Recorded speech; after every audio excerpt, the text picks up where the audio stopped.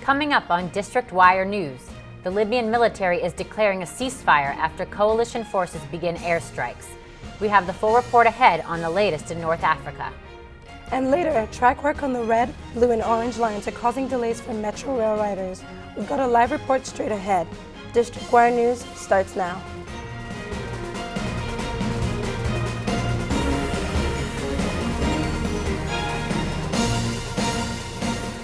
Good evening, I'm Kelsey Edgerly. And I'm Idia Asian. More explosions followed by anti-aircraft fire are being reported in Libya. This weekend, the United States and coalition partners launched an air-based military operation, while the Libyan military has called for an immediate ceasefire. CNN's Barbara Hall has the story. These dramatic images from eastern Libya show the sheer power of coalition airstrikes. Rebels seeking to overthrow the regime of Muammar Gaddafi say the target was a government convoy that was moving on their stronghold of Benghazi. The United States, Britain, France, and others began Operation Odyssey Dawn on Saturday, saying Gaddafi was not honoring a UN-mandated no-fly zone over Libyan skies. The Pentagon says coalition forces are enforcing the order and now rule the air. One eyewitness says that while the missile and bomb attacks from U.S. and allied military forces are intimidating, we're scared what would be the domestic reactions toward those strikes. Fears perhaps not unfounded. On Sunday, Gaddafi blasted the United States and its coalition partners, calling them Nazis and terrorists, and saying a long war lies ahead. Even if we martyrdom, well, we tell you we will not die, you will die. The regime says dozens of Libyans have been killed, mostly civilians. The Pentagon says precautions are being taken to avoid non-military areas and says it has seen no reports of, quote, significant civilian casualties. I'm Barbara Hall, reporting from Atlanta. 4 American New York Times reporters are now free after being held for 6 days by the Libyan military. The journalists Anthony Shadid, Tyler Hicks, Lindsay Adario, and Stephen Farrell were captured on March 15th in the Libyan city of Ajabia while covering the conflict between the government forces and rebels. The Libyan government says the reporters didn't have visas. They should be flying back to the U.S. today. Confrontations and protests in Syria erupted on Friday after security forces killed 5 protesters in a southern Syrian city. On Sunday, police fired live ammunition and tear gas at thousands of Syrians protesting in Daraa for a third consecutive day, killing 1 person. Enraged protesters set fire to several government buildings, signaling that unrest is spreading across the Arab world. More than 200 people were treated for tear gas inhalation at a nearby mosque that has been transformed into a field hospital. Japanese officials are trying to prevent a nuclear meltdown in the aftermath of the devastating tsunami. Cooling systems failed at yet another nuclear reactor on Sunday. The threat of exposure to radiation has caused nearly 200,000 people to evacuate the area. Now there are concerns that some foods are not safe. CNN's Martin Savage has more. On this small Japanese farm, we find more than spinach in the fields. When I bring it close to the spinach, you can see it dramatically goes up. We're about 100 miles away from the damaged nuclear facility in Fukushima, and we just picked this farmer's field at random to check. What we found surprised even our expert. The radiation levels here are twice the background levels that you normally should find. We detected similarly abnormal readings in a second field, and while our samples are not enough to be conclusive, our tests could support what the Japanese government already knows. Radiation from Fukushima Daiichi nuclear complex has entered the food chain. There was a sample of original milk from one farm. There was a finding that the value that was obtained from the sample went beyond the level under the food sanitation law. And not just milk. Spinach from fields up to 75 miles from the damaged nuclear plant also tested higher for radiation. While the levels, including the ones we found, are far below any health threat, officials have begun banning the sale of foods grown near the plant, shutting down some of Japan's most fertile farmland.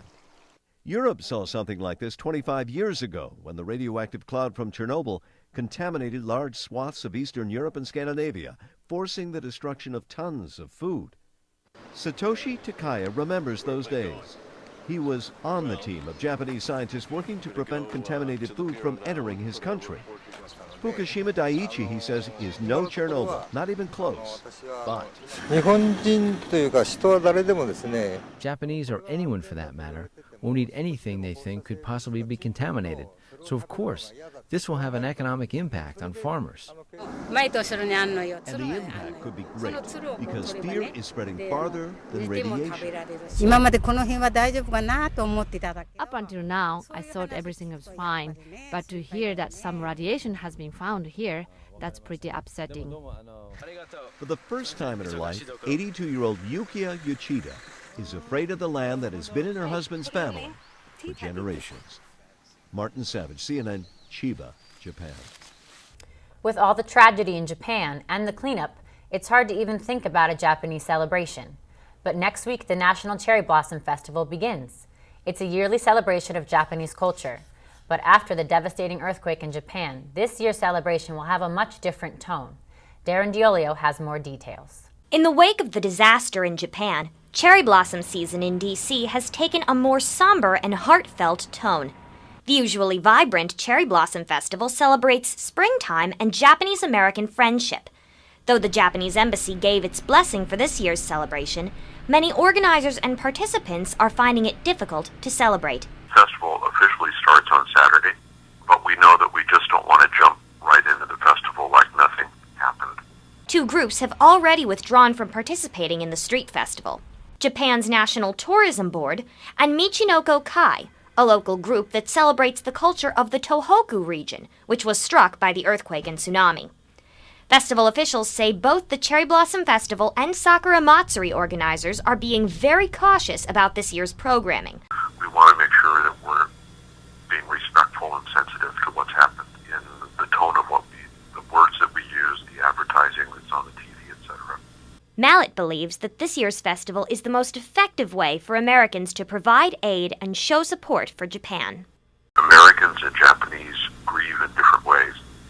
And I think with Americans, when a great tragedy strikes or something bad happens to someone, we try to connect and get closer to them. So I think that at our festival, at the Sakura Matsuri, there are going to be a lot of Americans there because they want to be closer to Japan. They want to feel connected to Japan. They want to walk up to our Japanese exhibitors and our Japanese performers and express their sympathy. The Cherry Blossom Festival runs from March 26th through April 10th. For District Wire News, I'm Darian Diolio. More than 100 people were arrested in front of the White House Saturday after gathering for an anti-war protest on the 8th anniversary of the Iraq War. About 1,000 people from various anti-war groups marched around Lafayette Park to make demands of the Obama administration, stop the war, and expose the lies. 113 people were arrested at Saturday's rally on charges of disobeying an official order. The arrests were made after protesters handcuffed themselves to the White House fence. Montgomery County Police are still looking for a motive in the Lululemon murder case. Victim-turned-suspect Brittany Norwood is expected in court today, where she could reveal more information about the murder of her coworker, Jana Murray. Norwood was arrested and charged with murder after her story didn't match up with physical evidence that was found on scene. Norwood claimed she and Murray were attacked, beaten, and sexually assaulted by two masked men. Police determined that Norwood's injuries were self-inflicted, and there was no medical evidence of rape. No big surprise to people who live in the district. Some huge delays on the metro because of technical problems and track mishaps.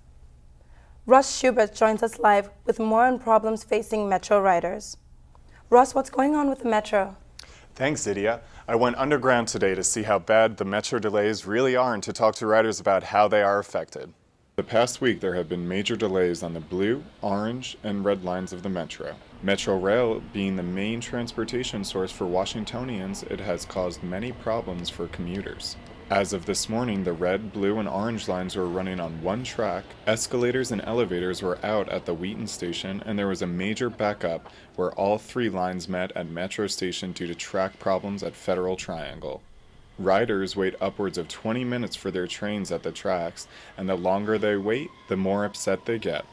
I think it just makes it really hard to plan and schedule things. I generally take it to work, and I would say probably 8 times out of 10 there's some kind of delay. While sometimes delays are to be expected, I think it's kind of excessive, and it definitely causes a lot of frustration in terms of trying to get the places on time and kind of go about a regular routine. The delay has larger effects for people with disabilities who rely on the metro system to travel. I use the metro a lot when I'm going to practice, play basketball, or going to the Wizards game, or going to the college basketball like the UConn. I just went to the UConn game and UConn won. Overfilled trains cause disabled people to not be able to board and cause them even more delays as they are forced to call shuttle service. Lisa Farbstein, a Metro spokeswoman, said that the Metro is working on the problem, but they do not know how long the problems will last. Over the past couple of years, fares have gone up, but service hasn't, and I feel like in other businesses that's not acceptable, and I think how they handle general complaints and feedback is not really acceptable when you compare it to how other businesses or organizations react. So it's definitely a source of frustration, and you can see it all around you when you ride the Metro. So I don't know what it's going to take to fix, but there are definitely a lot of things broken. Riders are getting increasingly frustrated, and Metro still won't give a date when riders can expect the delays to stop. Until then, riders can expect to add 20 to 30 minutes to their travel times. Idia, back to you. Thanks, Ross. Metro is beginning an initiative to encourage riders to ride bicycles to Metro stations. Metro says the initiative would save money by building bike cages instead of much more expensive parking spaces. Less than 1% of the Metro rail riders ride their bikes to stations. Metro wants to increase that number by 5 times. Coming up after the break, AT&T buys T-Mobile. We'll have more on this merger, and we'll tell you what it could mean for your cell phone service and your wallet. And why some businesses at American University will no longer take credit and debit cards. We'll have more after the break.